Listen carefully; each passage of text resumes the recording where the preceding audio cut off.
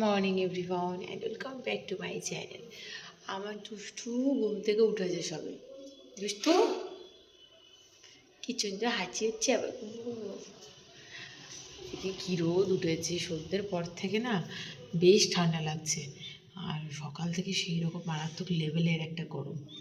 বর্ধমানের ওয়েদার মানে পুরোই অন্যরকম, বুঝতেই পারছেন। রোদ ঝলমলে একটা ওয়েদার।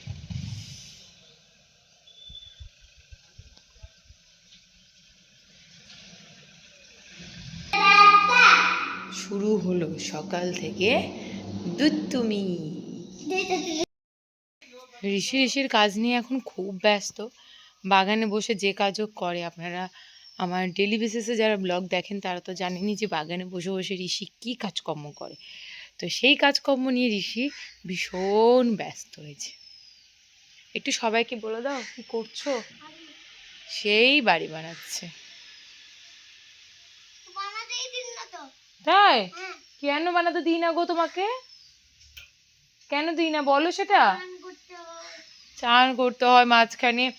আর সব থেকে যেটা বড় প্রবলেম সেটা হচ্ছে যে নলটা যেহেতু কাছেই, এখান থেকে জল নেবে আর ওখানে গিয়ে ঢালবে। এই হচ্ছে ওর বাড়ি বানানো।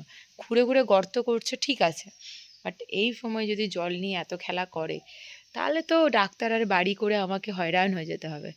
যার জন্যই আমি আমার হাসছি, আমি বলছি বলে। হ্যাঁ আমার হাসি হচ্ছে কি গো? কি হেল্প করতে হবে বলো? দেওয়াল? আচ্ছা আচ্ছা, এত বড় বড় দেওয়াল তোমাদের আছেই বাড়িতে? ও আচ্ছা আচ্ছা আচ্ছা।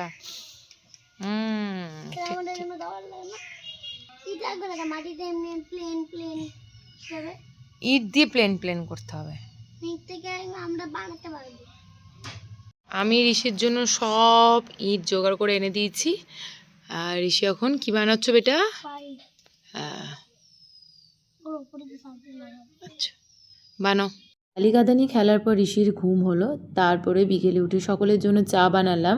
আর আজকে দিদা আর মামাও এসেছে। মা এখানে বসে গল্প করছে। মায়ের গল্পে যেন কোনো রকম কোনো ডিস্টার্ব না হয়, তার জন্যই আজকে সন্ধ্যের রান্নাঘরটা আমিই সামলাবো।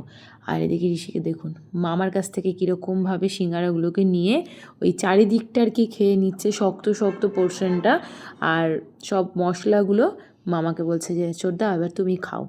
আর দিদাও এদিকে এর কাণ্ড কারখানা দেখতেই ব্যস্ত, ভীষণ দুষ্টুমি করছে। তার জন্যই ওকে এই ব্লগগুলোকে সব নামিয়ে দিলাম।